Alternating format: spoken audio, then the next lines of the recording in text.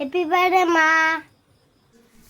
নমস্কাৰ সকলোকে আৰু পুনৰবাৰ স্বাগতম জনাইছোঁ মোৰ আন এটি নতুন ভিডিঅ'লৈ। যিহেতু কালি মোৰ বাৰ্থডে আছিল 7 জুন আৰু সেয়েহে ৰাতিপুৱা উঠোঁতে অলপমান পলম হ'ল, গতিকে মায়ে জন্মদিন বুলি মোক ৰাতিপুৱাৰ ভাত সাজ নিজে বনাই খোৱালে আৰু খাই বৈ ওলোৱাৰ আগতে গা পা ধুই মই গোঁসাই ঘৰত চাকি এগছি জ্বলাই ভগৱানৰ ওচৰত আঁঠু ল'লোঁ, যাতে অনাগত দিনবোৰ ভালে কুশলে পাৰ হয়। আৰু মায়ে মোৰ কাৰণে অলপমান প্ৰসাদো আগবঢ়াইছিল।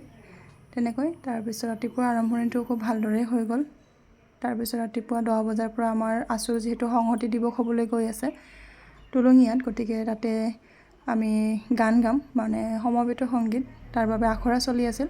আমি তালৈকে যাওঁ, যিহেতু আছিল আমাৰ সেইদিনাখন চূড়ান্ত আখৰা। খুব বেছি গৰম আছিল, কিন্তু উপায় নাই, যাবতো লাগিবই, গতিকে তালৈ গ'লোঁ। যিহেতু এতিয়া আৰু জন্মদিন বুলি বৰ বিশেষ একো আয়োজন নাথাকেই বুলি ক'ব পাৰি, গতিকে এইদৰে দিনটো গৈ আছে। তথাপি জন্মদিনটো যিহেতু প্ৰত্যেকগৰাকী ব্যক্তিৰ এটা বিশেষ দিন হয়, গতিকে এনেকৈ স্মৃতিখিনি ধৰি ৰাখিবলৈহে মই চেষ্টা কৰিলোঁ।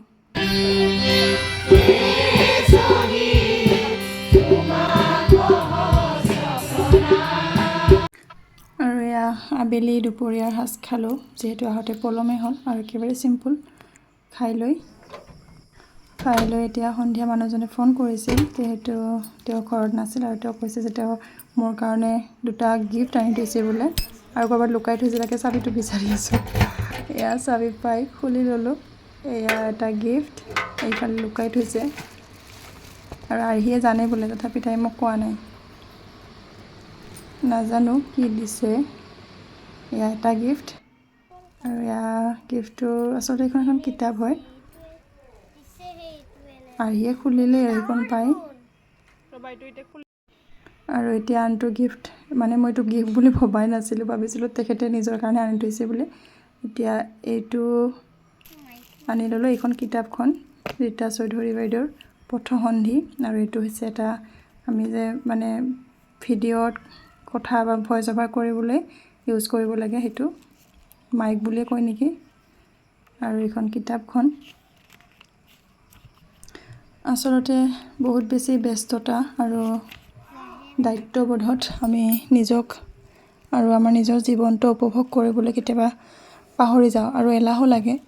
কিন্তু তাৰ মাজতে আপোন মানুহখিনিয়ে যেতিয়া এইদৰে সৰু সৰু মুহূৰ্তবোৰ ভৰাই তোলে, তেতিয়া খুব বেছি সুখী অনুভৱ কৰোঁ, নহয়নে? আৰু আপোনালোকৰো চাগে এনেকুৱাই হয়। আৰু এইদৰেই জন্মদিনৰ দিনটো বিশেষ কৰি তুলিলে মোৰ মানুহজনে। আৰু এয়া হৈছে মোৰ মাহীৰ ফালৰ পৰা গিফ্ট। এই কুৰ্তিখন এতিয়া মই পিন্ধি চাম, আৰু যিহেতু কালিয়ে কেক এটা আনি থৈছিলে তেখেতে, আৰু সেয়েহে কেকটোও কাটিম। ভাল কৰি হোৱা নাই না, আৰু মোৰ বাৰ্থডেটো ভাল কৰি কৰিম। মোৰ বাৰ্থডেটো কি বেয়া হ'ল? ভালেইতো হৈছে, বাবাই কেক আনিছে।